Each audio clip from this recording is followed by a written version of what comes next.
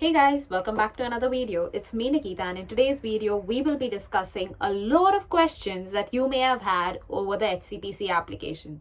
So if you have had any questions about the HCPC application, do not forget to link them down in this video's comments so that I know that I can answer these questions more thoroughly so that all of y'all may learn from each other's experience.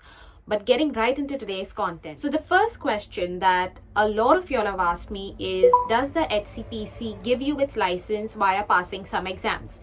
Now the easy answer to this is HCPC typically does not require you to pass any exams.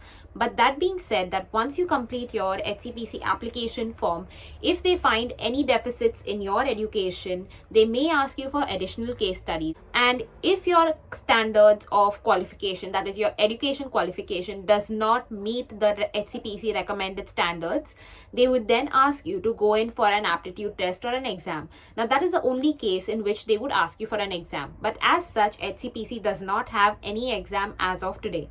Now, the second most common question that I think many of y'all have asked me is, Nikita, do I need experience before applying for my HCPC application? Now, the answer to this is again no. So, if you have completed your bachelor's in whatever degree it is, and if you have completed your basic internship, you are eligible to now apply for your HCPC application. So that being said, let me give you an example. For example, if you are a physiotherapist and you've completed your 4 years of bachelor's degree in India and a 6 months of internship, you are then eligible to apply for your HCPC application at the end of your internship. Now, the next common question is, what are the documents that you would need in order to apply for the HCPC? Now, I do not want to go on and on about the entire documents because I've made several videos that have explained this really clearly in the past. So if you have any questions about it, do not forget to check out this video where all of it is explained really clearly in the first few minutes of the video. Now, if you are watching this video so far and have liked anything that I've shared in this video or I found anything interesting or helpful, please do not forget to subscribe to this video and like my channel. The next question that is very commonly asked is, Nikita, do I need to give IELTS for my HCPC application? And the simple answer to this is it depends on the kind of application that you are making. So if you are making an application for internationally trained physiotherapists, occupational therapists, radiographers, or biomedical scientists, or whatever else it is, if you are making an international application, I would recommend that you definitely go ahead and give your IELTS. Now, I know that many people these days are actually submitting their HCPC applications with their medium of instruction as English. Now, the HCPC has laid down some very clear guidelines about what is medium of instruction and when would English be considered your first language. And if you are interested in that content, please do not forget to check out this video.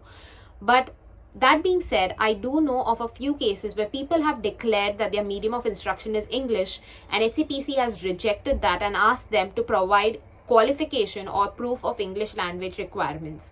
So if that is a worry for you and you do not want to delay your HCPC application further, I would recommend that you definitely give your IELTS exam if you are submitting your application as an international applicant. Now, the next common question is, Nikita, what happens if I do not have the required IELTS bands? So as most of you all know, the required IELTS bands for the HCPC is an overall of 7 with individual, that is reading, writing, speaking and listening at a minimum of 6.5. Now, it's ever so common that most of us may have some bands such as reading or listening maybe less than 6 and all of the other bands may be fine. What happens in that case? So in that case, if you go ahead with your application with the minimum band that you have, that is which is not meeting the minimum eligibility requirements for the HCPC, they may ask you to resubmit your IELTS or your English language requirements, which can further delay your process. So if any of you all have minimum bands less than the eligibility criteria mentioned by the HCPC, and if you are confused about the eligibility criteria, don't forget to check out this video where I've explained all of that. But if you are confused about it, I would say just go ahead and give your IELTS to save you all of the worry and the anxiety at a later stage. Now, coming down to the next question, that is, can you apply for HCPC when you are residing in another country?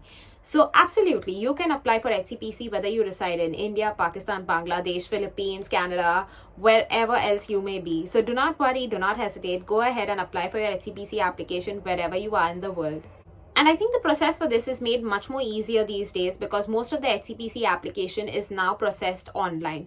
Now, if you are confused about what the online application looks like, do not forget to check out this video where I've explained all of it and have told you exactly how you have to fill your online application form. Now, the last question for this video that many of y'all have asked me is, Nikita, if I'm considering to do my master's program in the UK in whatever subject y'all may choose, when do you think I should do my HCPC application? So my recommendation would obviously be to do it sometime during your course or even before your course starts. Now, the reasons for this are explained very, very, very clearly in this video, which I highly recommend you watch so that you have a very clear understanding of what are the HCPC timelines and what are the advantages of completing your HCPC application on time.